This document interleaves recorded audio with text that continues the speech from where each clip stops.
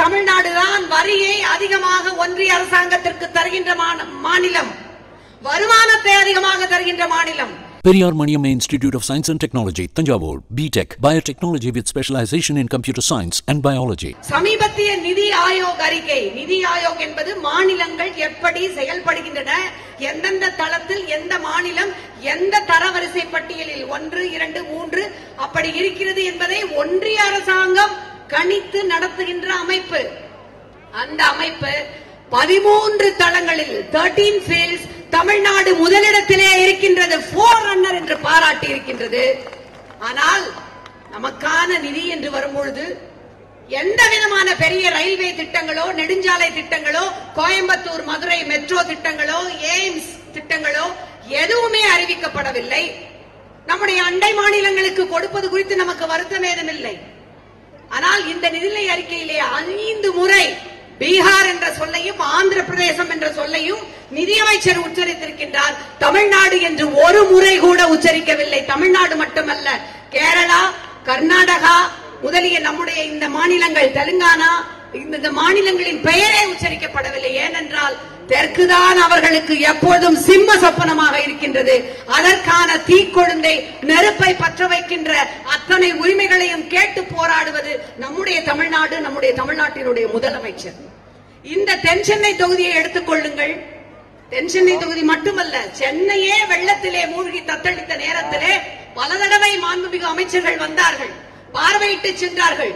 37,000 கோடி ரூபாய் எங்கள் மக்கள் இழந்த சொத்திற்கு, எங்களுடைய இந்த தர கட்டுமானத்தை செப்பனிடுவதற்கு வேண்டும் 37,000 கோடி ரூபாய் என்று முதலமைச்சர், மாண்புமிகு நம்முடைய டிஆர் பாலு ஐயா தலைமையிலான நாடாளுமன்ற உறுப்பினர்கள், அமைச்சர்கள் அத்தனை பேரும் சென்று அங்கே ஒன்றிய அமைச்சரை சந்தித்தோம், பிரதமரை சந்தித்து கோரிக்கை வைத்தோம், தம்பி உதயநிதி அவர்களும் சென்று சந்தித்து கோரிக்கை வைத்தார்கள்.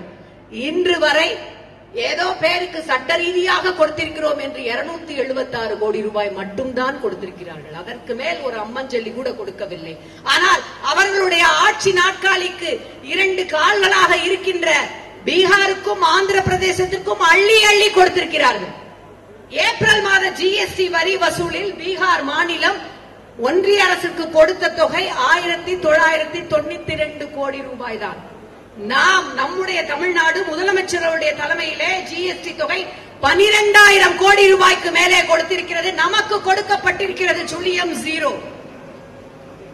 உத்தரகண்ட், நம்முடைய ஹிமாச்சல் பிரதேஷ், சிக்கிம் ஆகிய மாநிலங்கள் நடந்த பேரிடர் நிதியாக அள்ளி அள்ளி வழங்கப்பட்டிருக்கின்றது. நம்முடைய சகோதரர்கள் தான். ஹிமாச்சல பிரதேசத்தில் நடந்த அந்த வெள்ளத்தின் பொழுது நம்முடைய முதலமைச்சர் 10 கோடி ரூபாய் நிவாரண உதவியை அளித்திருக்கின்றார். ஒடிசாவிலே நடந்த ரயில் விபத்தில் நாம் இங்கே நம்முடைய முதலமைச்சர் மீட்பு குழு ஒன்றை அமைத்து அங்கே இருக்கின்ற தமிழர்களை கொண்டு வர செய்து உதவி செய்திருக்கின்றார். ஏன் பெண்கள் உயர்வானவர்கள், பெண்களுக்காக போராடுகின்றோம், நாரி சக்தி என்றெல்லாம் நம்மிடையே கதையளந்து விடுகின்ற இவர்கள் மணிப்பூரிலே பெண்களுக்கு வன்கொடுமை செய்தார்களே, அந்த மணிப்பூர் பெண்களுக்கான நிவாரண முகாமிற்கு அத்தனை உதவிகளையும் நம்முடைய முதலமைச்சர் அனுப்பி வைத்தார். உறவுக்கு கை கொடுப்போம் என்கின்ற கொள்கை உடையவர் எங்களுடைய முதலமைச்சர். ஆனால் உரிமை என்று வரும்பொழுது அங்கு கொடுக்கின்ற கை, அள்ளி கொடுக்கின்ற கை இங்கே ஏன் கிள்ளி கூட கொடுக்கவில்லை என்றுதான் நாங்கள் கேட்கின்றோம். எங்களுக்கு உரியவற்றை கேட்கின்றோம். செஸ் வரி அதிகமாகிவிட்டது, சரக்கு வரி அதிகமாகிவிட்டது. இந்த நிதிநிலை அறிக்கையிலே முத்திரை தாள் விலையையும் கூட்டுங்கள் என்று தமிழ்நாட்டுக்கு சொல்லுகின்றது, அனைத்து மாநிலங்களுக்கும். முதலமைச்சர் கேட்கின்றார், முத்திரைத்தாள் வரியை கூட்டுங்கள் என்று வலியுறுத்துகிறீர்கள். கூட்டுகின்றோம். ஆனால் நீங்கள் அப்படி கூட்டும் பொழுது மாநிலத்திற்கு ஏற்படுகின்ற இழப்பீட்டு தொகையை தருவோம் என்கின்ற உத்தரவாதம் ஏதாவது தந்திருக்கிறீர்களா? ஏற்கனவே ஜிஎஸ்டிக்கான இழப்பீடு தொகையை தரவில்லை. இது மட்டும் எப்படி தருவீர்கள் என்று கேட்கின்றார். எப்படியெல்லாம் நம்மை வஞ்சிக்க முடியுமோ. நம்முடைய சென்னை மெட்ரோ ரயில் 2ஆம் கட்டம், second phase of Chennai metro எத்தனை வருடங்கள் ஆகிவிட்டது. நம்முடைய மாண்புமிகு உள்துறை அமைச்சர் வந்து சென்னை கலைவாணர் அரங்கத்திலே தொடங்கி வைக்கின்றார். அதற்கு அடுத்து 1 வருடம் கழித்து அரசாங்க விழா ஒன்றில் மாண்புமிகு பாரத பிரதமர், இந்திய பிரதமர் வந்து 63,000 கோடி ரூபாய் சென்னை மெட்ரோ ரயில் திட்டத்துக்கு ஒதுக்கப்படும் என்கின்றார். 20, 21, இப்பொழுது இருப்பது 24. சென்ற வருடம் வரை ஒரு நையா பைசா கூட ஒதுக்கவில்லை. தாய் உள்ளத்தோடு இவர்களைப் போல அல்ல, தான் வாக்களித்த மக்களுக்கும் வாக்களிக்காத மக்களுக்கும் சேர்த்தே அனைத்து நலத்திட்டங்களையும் தருகின்ற பெருமையையும் பெருந்தன்மையும் உடைய நம்முடைய முதலமைச்சர் தமிழ்நாட்டிலே இருந்து நிதியாக 33,000 கோடி ரூபாயை ஒதுக்கி அந்த பணிகளை முடுக்கிவிட்டிருக்கின்றார். இந்த நிதிநிலை அறிக்கையிலே எல்லா திட்டங்களும் நம்முடைய சிறப்பு மிகுந்த திராவிட மாடல் ஆட்சியை அப்படியே நகல் எடுத்து ஒரு ஏறக்குறைய 10 திட்டங்கள் அறிவிக்கப்பட்டிருக்கின்றன. நாம் அறிவித்திருக்கின்ற தோழியர் தங்கும் விடுதி, நாம் அறிவித்திருக்கின்ற முதலமைச்சர் அறிவித்திருக்கின்ற இன்டர்ன்ஷிப் திட்டங்கள், இவற்றையெல்லாம் இரவலாக பெற்று அறிவித்திருக்கின்ற நிதியமைச்சர், தமிழ்நாட்டிலே பிறந்த நிதியமைச்சர், அதற்காவது தமிழ்நாட்டிற்கு நன்றி கடன் பட்டிருக்க வேண்டாமா இல்லையா? நம்முடைய மாநிலத்தினுடைய முதலமைச்சர் மிக குறிப்பாக ஒன்றை கேட்கின்றார். பிரதம மந்திரி வீடு கட்டுகின்ற திட்டம், அந்த திட்டத்தினுடைய பெயர் நீங்கள் உங்கள் அத்தனை பேருக்கும் தெரியும். எத்தனையோ கழக உடன்பிறப்புகள் எளியவர்களுக்கு அந்த திட்டத்தின் மூலம் பலன் பெற வேண்டும் என்று கோரிக்கையாக எங்களிடம் கொடுத்திருக்கிறீர்கள். ஒன்றிய அரசாங்கம் ஒரு வீடு கட்டுவதற்கு ஒதுக்குகின்ற நிதி என்பது 1.50 லட்சம் ஒரு வீடுக்கு. மீதி இருக்கின்ற 12 முதல் 14 லட்சம் ரூபாயை நம்முடைய தமிழ்நாட்டினுடைய முதலமைச்சர் நம்முடைய நிதியிலே இருந்து தருகின்றார். ஆனால் திட்டத்தின் பெயர் மட்டும் பிரதம மந்திரி வீடு கட்டுகின்ற திட்டம். இப்படித்தான் அனைத்து தளங்களிலும் இந்த ஒன்றிய அரசாங்கம், மிக குறிப்பாக இந்த மண் சுயமரியாதை மண், இந்த மண் வேறு மத ஊடுருவல் சக்திகளை தன்னிடத்திலே உள்புக விடாத மண் என்கின்ற பெருமையுடைய மண் என்பதால் தொடர்ந்து வஞ்சித்துக் கொண்டே வருகின்றது. மக்களாகிய நீங்கள் தான் பேரறிஞர் அண்ணா சொன்னது போல, ஏன் இன்றைக்கு இந்த ஆர்ப்பாட்டம் என்றால், மக்களிடம் செல்லுங்கள், மக்களிடம் எடுத்துச் சொல்லுங்கள், மக்களை ஒன்றிணையுங்கள் என்றுதான். நீங்கள் இந்த ஒன்றிய அரசாங்கத்தின் வஞ்சக நாடகத்தை அம்பலப்படுத்துங்கள். தமிழ்நாடு தொடர்ச்சியாக தொழில் துறையிலே, பெண்களுக்கான முன்னேற்ற துறையிலே, கல்வித்துறையிலே முன்னணி வகிக்கின்றது.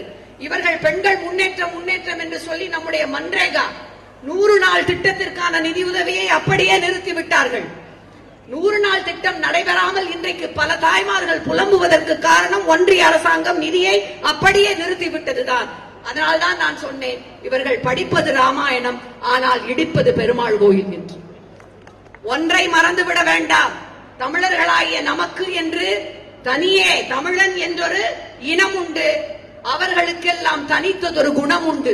அந்த குணம் என்னவென்றால், எப்பொழுதும் நாங்கள் உறவுக்கு கை கொடுப்போம், அண்டை மாநிலங்களோடு சகோதர உணர்வோடு பழகுவோம்.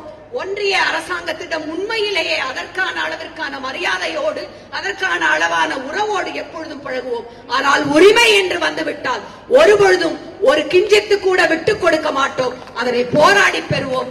அந்த வகையிலே இந்த நிதிநிலை அறிக்கை தமிழ்நாட்டு மக்களை, தமிழர்களை வஞ்சிக்கின்ற அறிக்கை. எங்களிடமிருந்து நிதியை வசூலித்து விட்டு, எங்களிடம் இருந்து வரியை வசூலித்து விட்டு, திரும்ப நாங்கள் கேட்கின்ற உரிமையான நிதி பகிர்வை உடனடியாக தாருங்கள். பக்குவமாக சொல்லிவிட்டோம், பகிர்ந்தளிக்க மனமில்லையா என்று பக்குவமாக எங்களுடைய முதலமைச்சர் கேட்கின்றார்.